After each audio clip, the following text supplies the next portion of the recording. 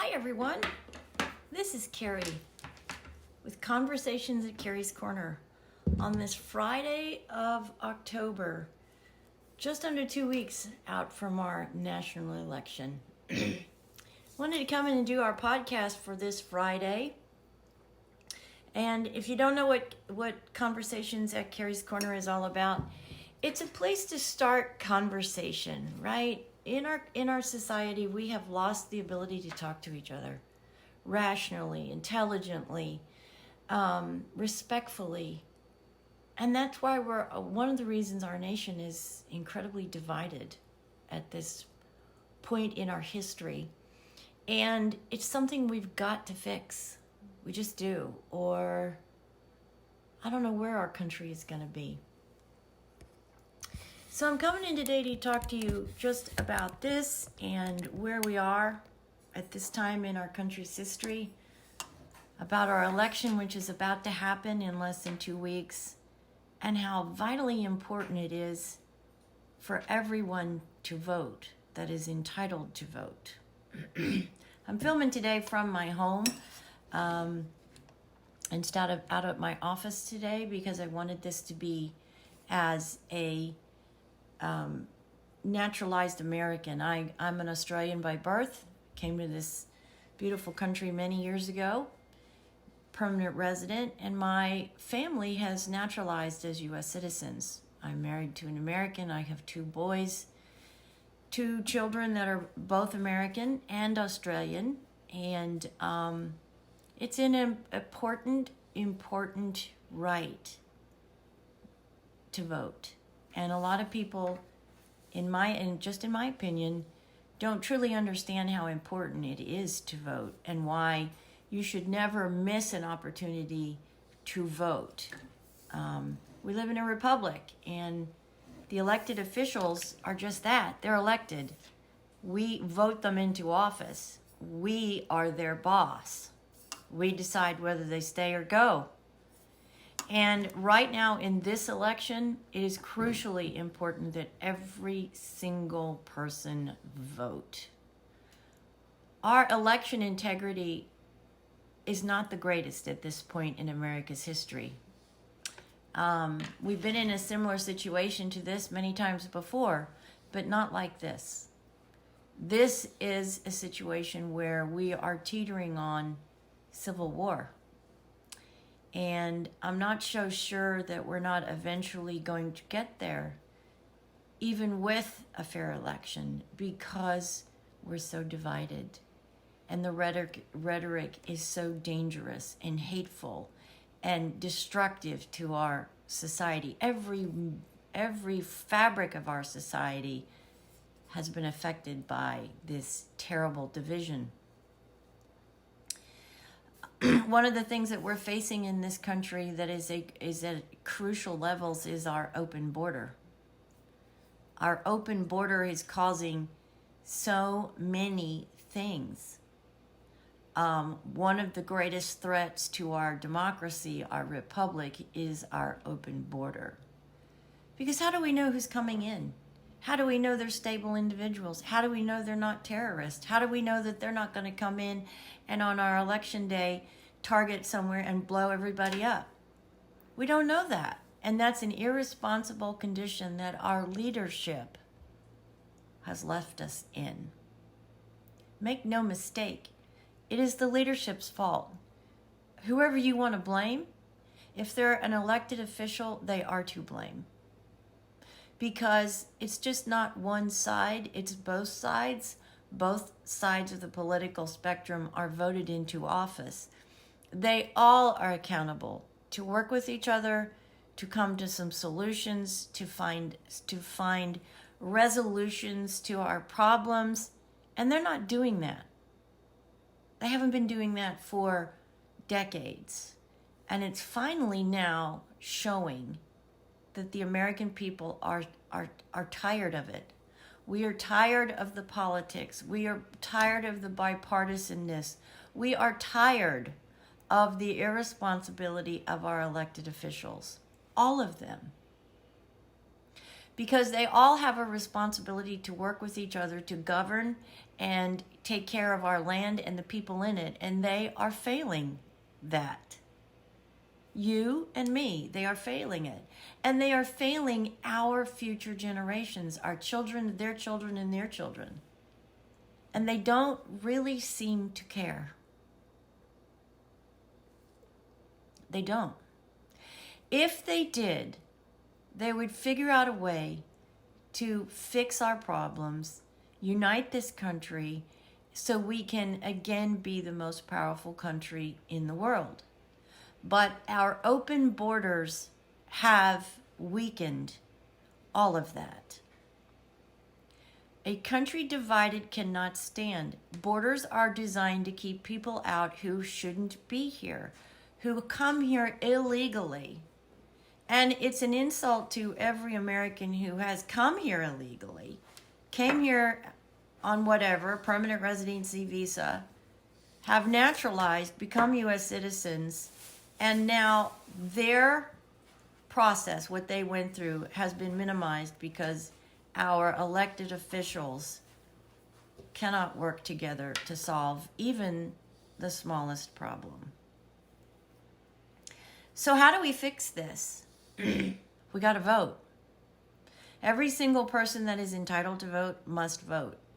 Every single elected official who is running an election site, running the polls, running the places where Americans go to vote, they have to do the right thing too. They've got to check to make sure the person who's voting is legally entitled to vote. Because if we don't do this, how are we ever going to have valid, secure, and righteous elections? We're not. The answer is we're not. If 2020 showed us one thing, it showed us that our elections are a purchased item. Whether you believe that or you don't believe that, that is your choice. I personally believe that our election was compromised. And you can't be a rational, educated person not to believe that that election was compromised in one way or the other. The results, the process, whatever, it was compromised. And so therefore, it's not valid. Now, everybody blames this particular person for the whole thing that happened on January 11th. That is absolutely wrong. The American people are the ones that has said on January 6th, we're done. We're done with the politics. We're done with the compromised election. We're done. And so Americans took it upon themselves to go and demonstrate, which, in case you have forgotten, is a right granted by our Constitution. They are the ones that have had enough. And it will happen again. Our country is at a precipice where anything is going to make an explosion go. Could be this election. Could be another attempted assassination. God forbid it is an assassination of anybody. Because the leadership has made the condition of our country like in a drought. The slightest little thing is going to set it off, and when it sets off, it's going to be a massive explosion, and it's going to tear our country apart. And that rests on every single currently elected official. All of them. Local, state, and national. Because we elect them to do a job, to represent us, and to make sure our country runs appropriately, that we have a good economic situation, that we have secure borders, that we don't have to worry that our children are going to be picked up, raped, and murdered by some illegal that is a criminal that came here because their country of origin didn't want them. And that's what's happening. Communities are being overrun by illegals that are taking over apartment complexes, and the people who are there legally are afraid, and they're leaving. And that is a direct result of irresponsible leadership. We as a society, as Americans, we have the power to fix this with our vote. That is why it is crucial. Every single American that is entitled to vote needs to vote. And if you're in a state where there's already early voting, I would suggest you do it now. I don't personally believe in mail-in ballots. I don't think that that's the right way to do it. I do believe in the day of and early voting in person so your identity can be validated, that you are a valid citizen and that you can vote.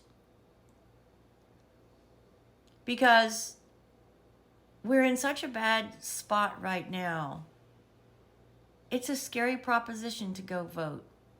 And frankly, I'm not sure that that's not what the evil forces in our country want us to feel.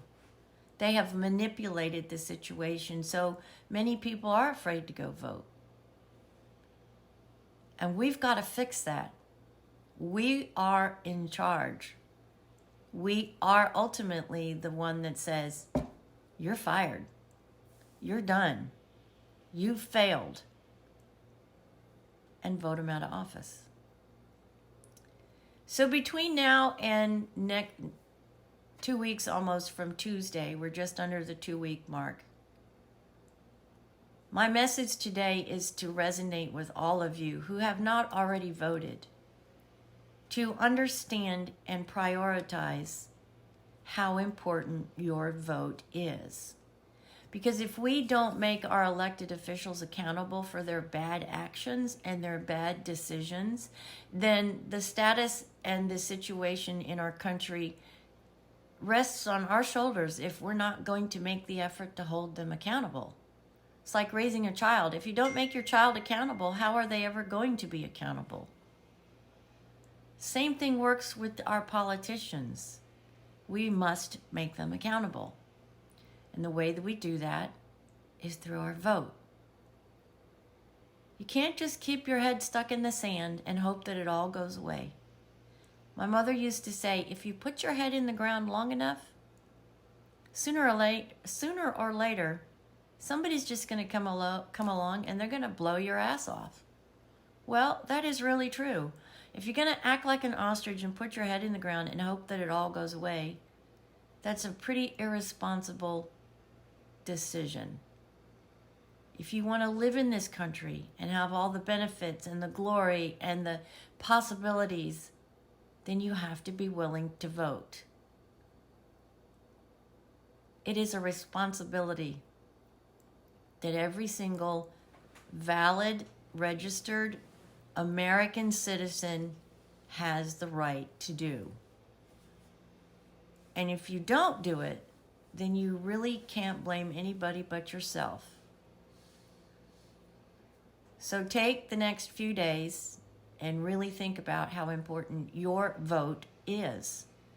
The last election was less than 50,000 votes, apparently. Whether you believe that or not, I'm not 100% sure that I do. So you can see just how every single vote counts. And the election has to be valid enough that we know the day of our election who is going to win. We cannot have days and weeks of uncertainty. We must know that day who is going to win this election so our country can move on and move to the next chapter. We cannot wait days and weeks. We just can't. That is the fire that will explode and completely, shouldn't say completely, could potentially destroy our country. And we just can't allow that to happen. So we got to vote. So you need to say to your family members and your friends, have you voted? You don't need to know who they vote for. Actually, that's none of your business who they voted for. But as Americans, we need to be asking our fellow Americans, have you voted? Why haven't you voted? You still have 5 hours to go vote. Do you need me to take you to the voting center? I'll help you if you need to get there. And our government needs to make sure every single American has the opportunity to vote. So if it means they don't have a car and they have no way to get there, then you need to contact your local official and say, I don't have any way to get to the polls. I need help. And if you don't get it from the first person, call the second person. And then if you still don't get any help, contact your neighbor or contact your local party official, whether you're a Republican or a Democrat. Because trust me, both sides want you to vote. It is a crucial time in America. And if you want to live here in this unbelievable country with all the benefits, then you have to do your part and vote. So this is Kerrie at Conversations at Kerrie's Corner. I hope you join us by week. We have two podcasts a week. We talk about everything, and I hope you join us. Hopefully soon we're going to go to a live format where you'll be able to actually interact and call in and discuss these topics. But in the meantime, they're pre-recorded, and any subject is on the table. So if there's a subject that you want to talk about, let me know. The only thing I ask is that all topics remain appropriate for everyone to participate in. We're not going to get into subjects here that are inappropriate for an example, a 17 or an 18-year-old, because those are the people that are soon going to be voting, and they need to understand what's happening in their country if they are entitled to vote, so they're informed. So as long as it is a up and up conversation, I'm happy to consider any topic here at Conversations at Kerrie's Corner. And I just want to leave you with this picture. You know, the good old days, as people say, the good old days. Well, we did have good old days. And those days, you could walk into your local diner. I just have this picture in my mind. They're red and black and white and clean and sparkling, and people were sometimes on roller skates, and it was the good old days. You could walk in, sit down at the bar, have a cup of coffee or a Coke, have something to eat, and potentially meet a new friend or have a great conversation about what's happening in our land. And 9 times out of 10, you'd walk out of there thinking, wow, what a great conversation. I've made a new friend, or I've made a new acquaintance, or, you know, I actually didn't think about that, and maybe I'm changing my opinion. And that's because it was about conversations. Having a conversation, respecting the other party, respecting their opinion, and listening. And being open and minded enough to know that we all are not going to agree. So just think about that. We need to get back to that place where we can have civil conversations, where our families are not divided, or we don't lose friends because we have opposing political views. Didn't used to be like this, and the reason it is because we don't talk to each other anymore. We don't communicate. And the greatest thing that we got from COVID is our ability to communicate with each other. May not be live, but you and I can have a conversation through this phone. And it can be live. That is the legacy of COVID, is that we can communicate and contact with anybody in the world at any time in the world. And what a great gift that is. So we can all get back to the middle and learn to talk to each other. This is Kerrie at Conversations at Kerrie's Corner. I look forward to seeing you the next time. Remember, it's 2 podcasts a week, and any subject is on the table, and I do want to hear from you. So let me hear from you, and we'll see you the next time. God bless, and remember, it is your responsibility to vote.